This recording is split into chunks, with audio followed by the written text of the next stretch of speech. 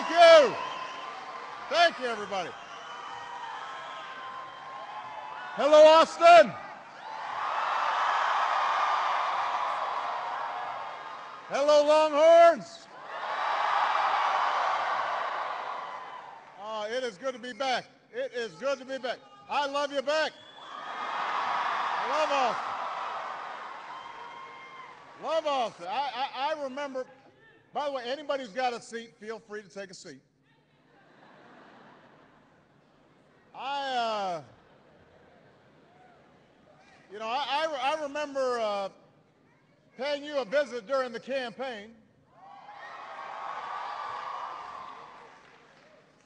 Mac Brown gave me a tour of the stadium, along with Colt and a couple other guys, and I got a photo with the Heisman.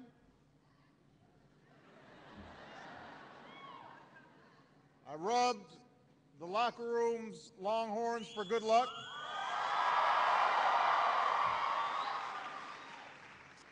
And I'm just saying it might have had something to do with how the election turned out. There might be a connection there. I also remember the first time that I came to Austin on the campaign. And there are a number of friends who are here who have been great supporters. I want to make mention of them. Representative Lloyd Doggett is here, a great friend. Senator Kirk Watson is here. Congressman Sheila Jackson Lee is here. Mayor Leffenwell is here. And your own President Bill Powers is in the house.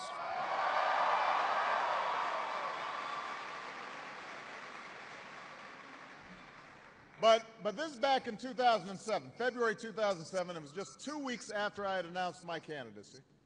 I know it's hard to believe, but it's true. My hair was not gray back then.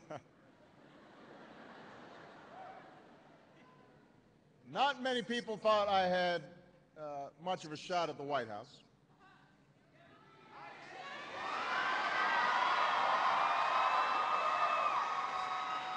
Let me put this. A lot of folks in Washington didn't think I had a shot at the White House. A lot of people couldn't pronounce my name. They were still calling me Alabama or Yo Mama. That was. So then I come to Austin. This is back in February of 2007, and it was a drizzly day, and that's usually tamps down turnout. But when I got to the rally over at Auditorium Shores, there was a crowd of over 20,000 people. 20,000 people. There's people of all ages and all races and all walks of life. And I said that day, all these people, they hadn't gathered just for me. You were there because you were hungry to see some fundamental change in America. Because you believed in an America where all of us, not just some of us, but all of us, no matter what we look like, no matter where we come from, all of us can reach for our dreams. All of us can make of our lives what we will. That we can determine our own destiny. And that's what we've been fighting for over the past 18 months.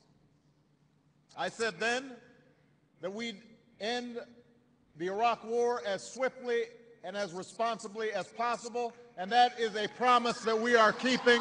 This month we will end combat operations in Iraq.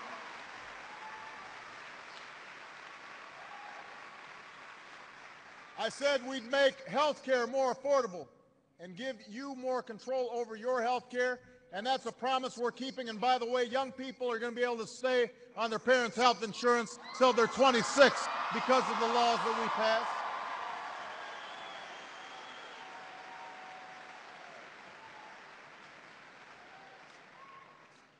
I said we'd build an economy that can compete in the 21st century.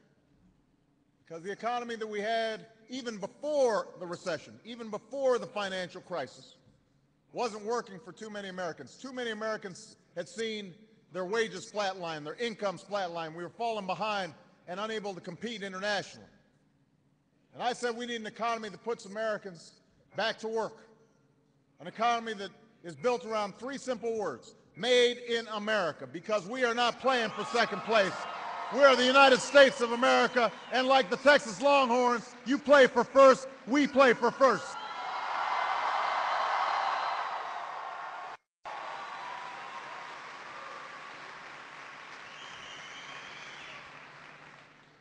Now, when it comes to the economy, I said that in today's world, we're being pushed as never before. From Beijing to Bangalore, from Seoul to Sao Paulo, new industries and innovations are flourishing. Our competition is growing fiercer. And while our ultimate success has and always will depend on the incredible industriousness of the American worker and the ingenuity of American businesses and the power of our free market system, we also know that as a nation, we've got to pull together and do some fundamental shifts in how we've been operating to make sure America remains number one. So that's why I've set some ambitious goals for this country. I've called for doubling our exports within the next 5 years so that we're not just buying from other countries. I want us to sell to other countries.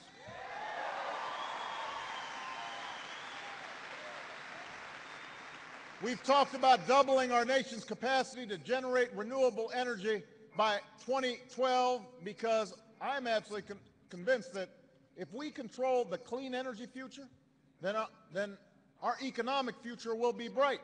Building solar panels and wind turbines and biodiesel. And I want us to produce 8 million more college graduates by 2020 because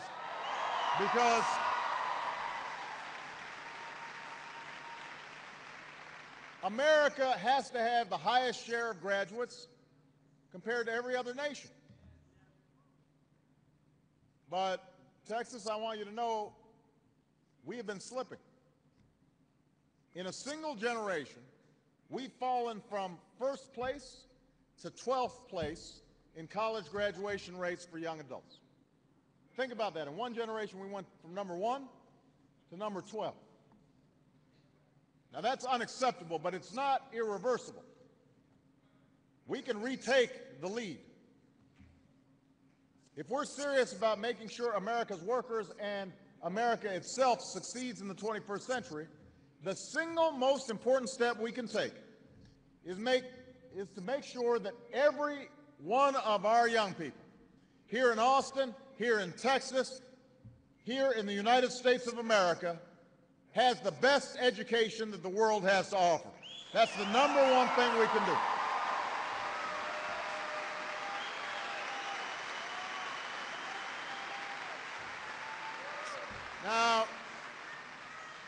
Now, when I talk about education, people say, well, you know what? Right now, we're going through this tough time. We've emerged from the worst recession since the Great Depression.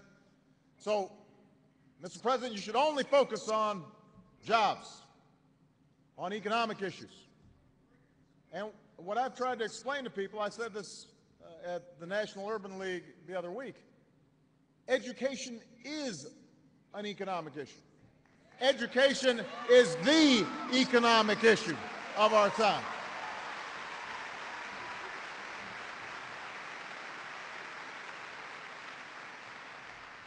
It's an economic issue when the unemployment rate for folks who've never gone to college is almost double what it is for those who have gone to college.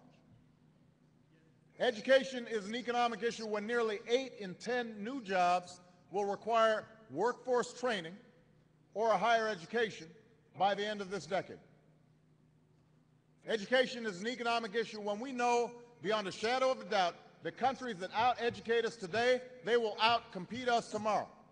The single most important thing we can do is to make sure we've got a world-class education system for everybody.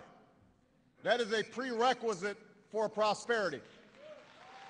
It is an obligation that we have for the next generation.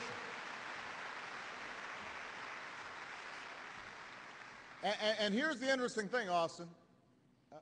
The fact is, we know what to do to offer our children the best education possible. We know what works. It's just we're not doing it. And so what I've said is, let's get busy. Let's get started. We can't wait another generation. We can't afford to let our young people waste their most formative years. That's why we need to set up an early learning fund to challenge our states and make sure our young people, our children, are entering kindergarten ready for success. That's something we got to do. We can't accept anything but the best in America's classrooms, and that's why we've launched an initiative called Race to the Top, where we are challenging states to strengthen their commitment to excellence and hire outstanding teachers and train wonderful principals and create superior schools with higher standards and better assessments. And we're already seeing powerful results across the country. But we also know that in the coming decades, a high school diploma is not going to be enough. Folks need a college degree. They need workforce training. They need a higher education.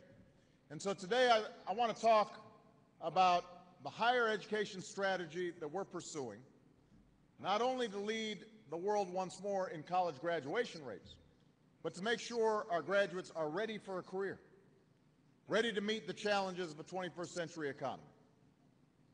Now, part one of our strategy is to make college more affordable. I suspect that that's something you're all interested in.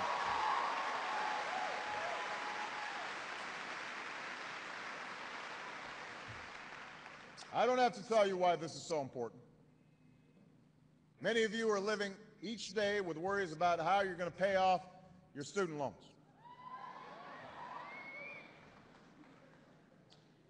And we all know why, even as family incomes have been essentially flat over the past 30 years.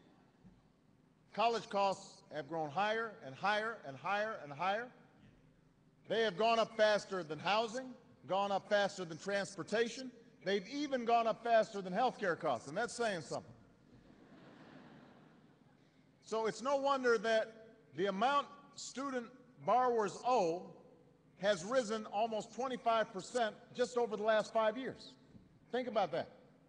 Just in the last 5 years, the debt of students has gone up 25%.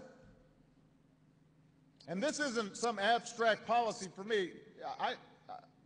I understand this personally because Michelle and I, we had big loans to pay off when we graduated.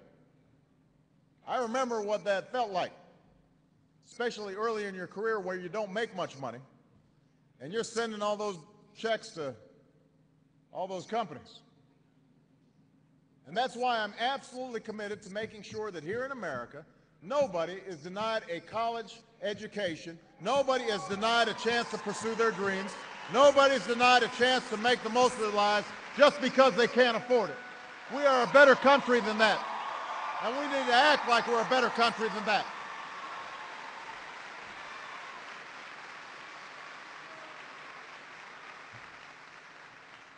Now, there are a couple of components to this. Part of the responsibility for controlling these costs falls on our colleges and universities. Some of them are stepping up.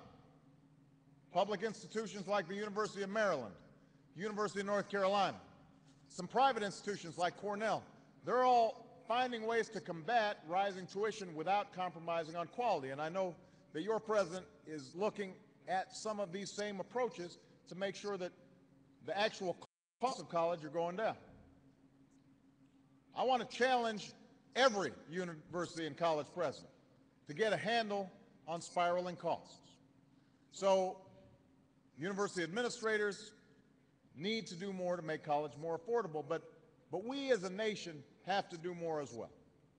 So that's why we fought so hard to win a battle that had been going on in Washington for years.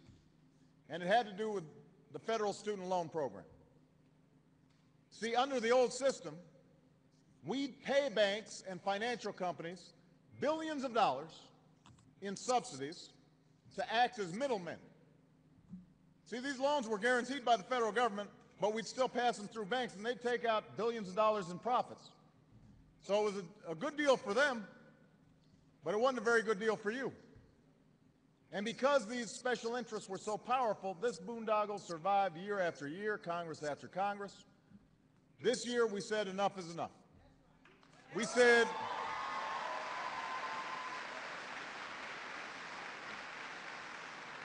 said we could not afford to continue subsidizing special interests to the tunes of billions of dollars a year at the expense of taxpayers and of students. So we went to battle against the lobbyists and a minority party that was united in their support of this outrageous status quo. In Texas, I am here to report that we won. We won. So, as a result, instead of handing over $60 billion in subsidies to big banks and financial institutions over the next decade, we're redirecting that money to you to make college more affordable for nearly 8 million students and families across this country.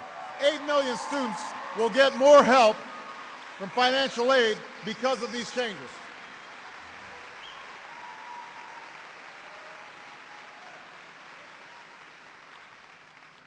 We're tripling how much we're investing in the largest college tax credit for our middle-class families. And thanks to Austin's own Lloyd Doggett, that tax credit is now worth $2,500 a year for 2 years of college.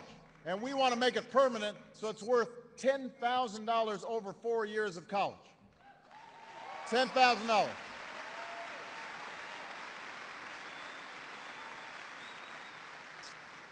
And because the value of Pell Grants has fallen as the cost of college keeps going up, the cap on how much Pell Grants are worth,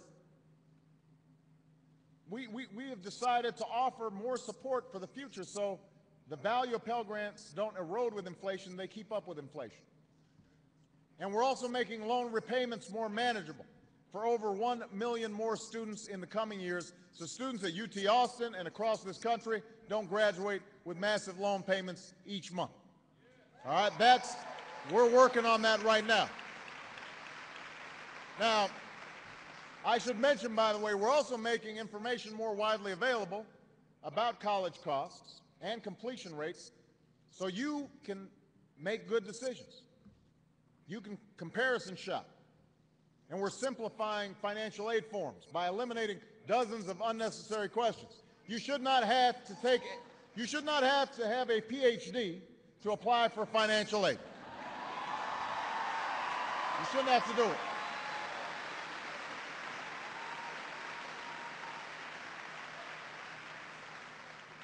I want a bunch of you to get PhDs. Don't get me wrong. I just don't want you to have to do it for your financial aid form. So if you're married, for example, you don't need to answer questions anymore about how much money your parents have made. If you've lived in the same place for at least 5 years, you don't need to answer questions about your place of residency. Soon, you'll no longer need to submit information you've already provided on your taxes. And that's part of the reason why we've seen a 20% jump in financial aid applications, because we're going to make it easier and make the system more accessible. So college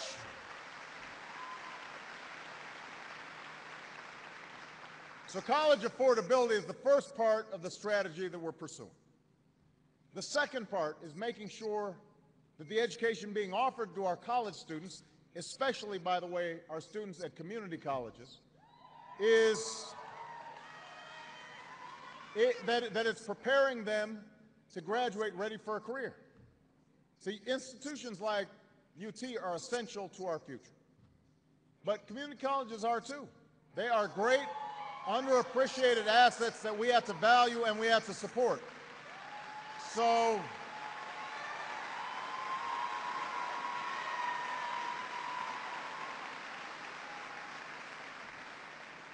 that's why we're upgrading our community colleges by tying the skills taught in our classrooms to the needs of local businesses in the growth sectors of our economy.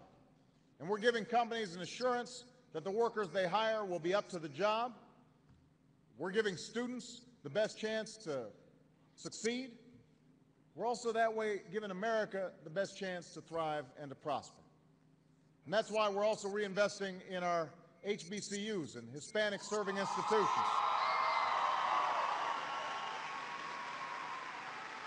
Like Houston-Tillotson and St. Edwards.